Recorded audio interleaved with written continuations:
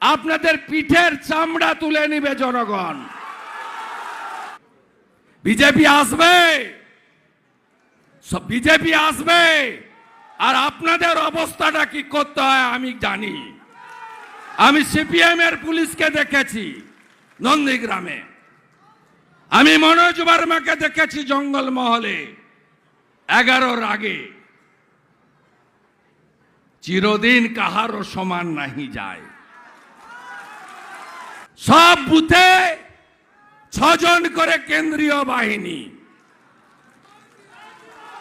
আপনারা একদম মারপিটের মধ্যে গন্ডগোলে যাবেন না। 23 তারিখ সন্ধ্যা 6টার পরে আমি পাত্রসায়ার, কোতলপুর, ইন্দাস, জয়পুরের ভোট করানোর দায়িত্ব নিচ্ছি।